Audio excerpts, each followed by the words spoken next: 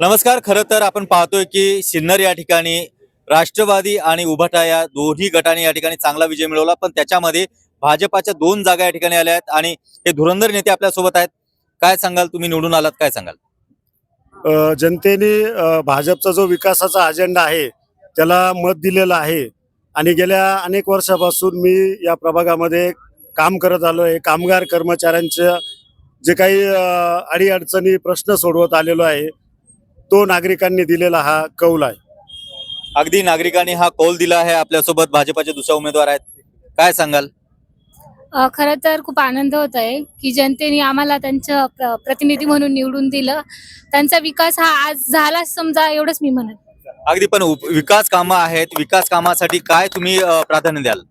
सगळ्यात महत्त्वाचं सुरुवातीला जे रस्ते, गटारी, त्याचबरोबर पाईपलाईनची जी सुविधा आहे ती आधी करायची. ज्या मूलभूत गरजा आहेत त्या आधी द्यायच्या आहे आणि हळूहळू वेगवेगळ्या ज्या विकासाच्या गोष्टी आहेत त्या आणण्याचा प्रयत्न आम्ही करू. अगदी, म्हणजे विकास कामाला आम्ही प्राधान्य देऊ असं त्यांनी या ठिकाणी आश्वासन दिले. काय सांगाल तुम्ही? हॅलो. आज वार्ड नंबर 10 मधून जे उमेदवार आम्ही आज निवडून दिलेले आहे, का इथून मागे आमच्याकडे विकास झालेला नव्हता, त्या विकासासाठी आम्ही हे दोन्ही उमेदवार निवडून देत आहे.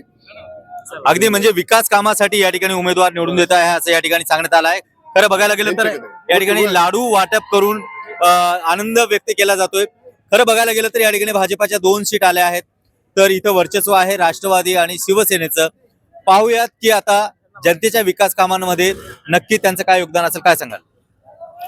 सिन्नरमध्ये जनतेने भाजपचे 2 उमेदवार निवडून दिले, त्याबद्दल सर्व जनतेचे मी आभार मानतो.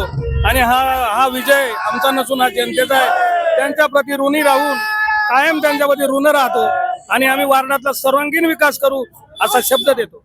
अगदी, आपण पाहतोय या ठिकाणी की सगळे उमेदवार छत्रपती शिवाजी महाराजांच्या पुतळ्याला अभिवादन करतात आणि त्याच्यानंतर आपली विजय रॅली या ठिकाणी संपन्न करतायत.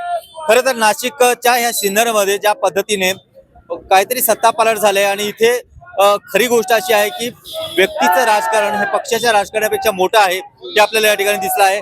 आपण पाहतो की छत्रपती शिवाजी महाराजांच्या पुतळ्याला या ठिकाणी हार घालून या ठिकाणचे उमेदवार जे आहेत आपला आनंदोत्सव साजरा करत आहेत.